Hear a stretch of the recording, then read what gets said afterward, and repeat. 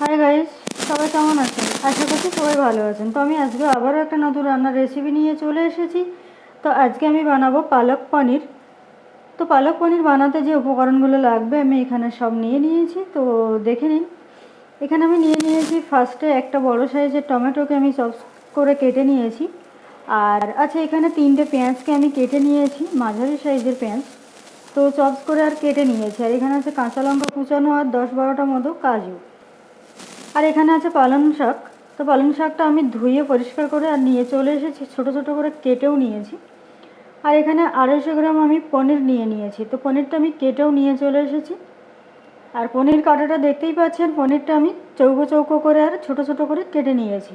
আর এখানে আছে সরষের তেল, আর আছে নুন, হলুদ আর আদা বাটা।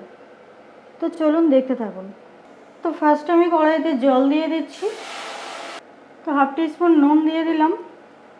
আর যে কাজুগুলো ছিল আমি সেই কাজুগুলো দিয়ে দিলাম। 1 টিস্পুন আমি খাবার সোডা দিয়ে দিচ্ছি। তো জলটা ফুটে গেছে, এবার আমি পালং শাকগুলো আর এটার মধ্যে দিয়ে দেব।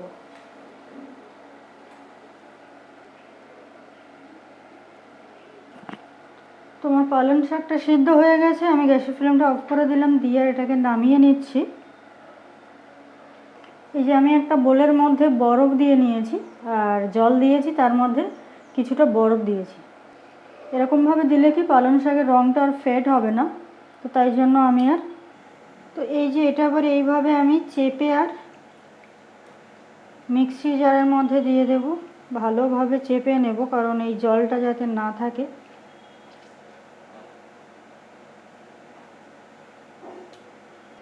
তো এই যে আমি মিক্সির মধ্যে দিয়ে দিয়েছি।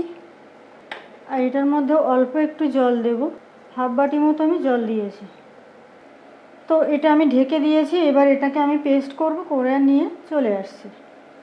তো কড়াইতে দিয়ে দিচ্ছি আমি ফার্স্টে একটু সরষের তেল। আর তেলের মধ্যে দিয়ে দিচ্ছি একটু ঘি, মানে 1 চামচ আমি ঘি দিয়ে দিয়েছি। আর দিয়ে দিচ্ছি 1 চামচ গোটা জিরে। আর একটু হিং দিয়ে দিচ্ছি। তারপর ওটার মধ্যে দিয়ে দিচ্ছি কুচানো পেঁয়াজ কুচি। তারপরে দিয়ে দিচ্ছি 1 চামচ আদা বাটা।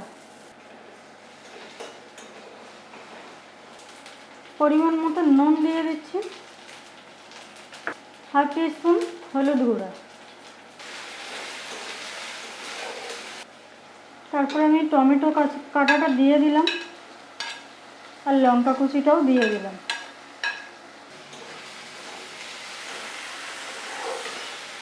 এক চামচ ধনের গুঁড়ো, 1 চামচ জিরের গুঁড়ো, আর দিয়ে দিচ্ছি 1 টিস্পুন চিনি। কারণ পালং শাকটা আমরা সবাই জানি একটু তিতো ভাব থাকে, তাই জন্য একটু চিনি দিয়ে দিলাম। তো মশলাটা থেকে আমার তেল ছেড়ে দিয়েছে, তার মানেই বুঝতে হবে আমার মশলাটা একদমই রেডি হয়ে গেছে। তো আমি দিয়ে দিচ্ছি পালং শাকের পেস্টটা। দেখুন, খুব সুন্দর একটা পেস্ট বানিয়ে নিয়েছি। তো পালং শাকটা দিয়ে এইভাবে কিছুক্ষণ নাড়তে হবে। নাড়াচাড়া করার পরে দেখতে হবে যে আমার পালং শাকটার কাঁচা গন্ধটা চলে গেছে। তার মানে এবার আমি পনিরগুলো আর দিয়ে দেব। পালং শাকে আমি কাজু দিয়েছিলাম, কিন্তু তারপরেও পালং শাকের রঙটা খুব সুন্দর আছে, ডিপ গ্রিন কালার। তো সেই ডিপ গ্রিন কালারটাই আছে। তো আমি সবার লাস্টে এটার মধ্যে একটু বাটার দিয়ে দিচ্ছি।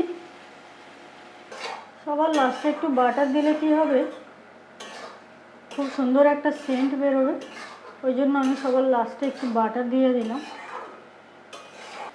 তো আমার পালক পনির রেসিপিটা তো আপনারা সবাই দেখতেই পেলেন। তো কেমন লাগলো আমার রেসিপিটা সবাই আমার কমেন্টে অবশ্যই জানাবেন। আর আপনারাও বাড়িতে একই রকমভাবে বানিয়ে খেয়ে দেখবেন কেমন লাগছে, সেটা আমাকে কমেন্টে জানাতে ভুলবেন না। তো গ্যাসের ফ্লেমটা আমি অফ করে দিলাম, কারণ পালক পনিরটা আমার অলরেডি হয়ে গেছে। তো চলুন আমি একেবারে প্লেটে সার্ভ করে তো দেখতেই পাচ্ছেন বন্ধুরা, আমার পালক পনিরটা একেবারেই রেডি হয়ে গেছে। তো এরকম গরম গরম ভাতের সঙ্গে যদি এরকম একটা রেসিপি থাকে তাহলে কিন্তু আর কিছুই লাগে না। তো সবাই দেখতেই পেলেন আমি কেমনভাবে বানিয়েছি। তো চলুন আজকে এই পর্যন্ত, দেখা হচ্ছে আবার নতুন কোনো রেসিপিতে।